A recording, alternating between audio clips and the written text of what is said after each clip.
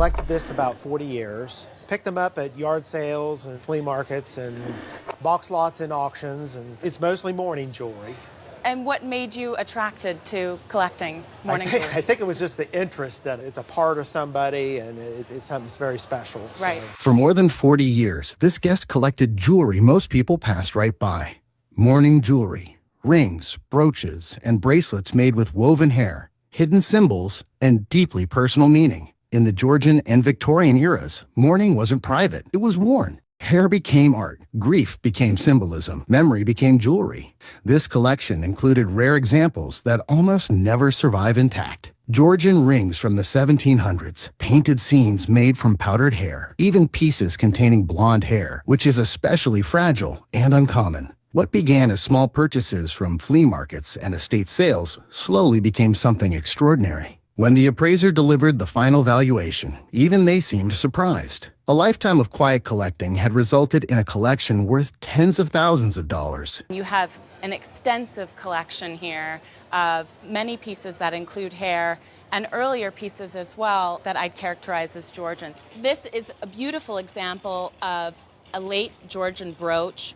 It has woven brunette hair under rock crystal and garnets as well. This ring in particular is an example of a very collectible Georgian mourning ring. It's dated 1782. And interesting, underneath this piece of what is likely topaz is actually the image of a skull. These rings are quite rare and they're very collectible. This piece here is particularly interesting. There's a sort of a mourning scene, there's an urn and a woman who's standing in the weeping willows. And this is actually hair as well, as opposed to the woven hair that you can see in some of the bracelets that would have been able to be put together by a woman in her home. You could buy a kit to actually do these weavings and then the pieces to put them all together. This is macerated hair that's turned into then a paint. And there's an actual painted scene of mashed up hair. And there's a better example of it here. It's a woman in mourning with a little cherub figure. She's holding a wheat sheath, which is symbolic of eternal life and renewal.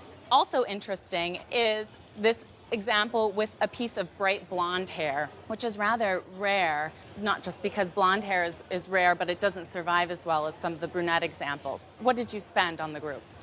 Well, a lot of them were gifts, and then a lot of them I bought between $5 and probably $35 at sales.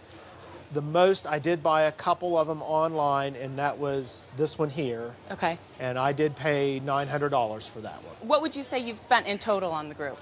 Probably around $6,000, $5,000 to $6,000. Okay. So.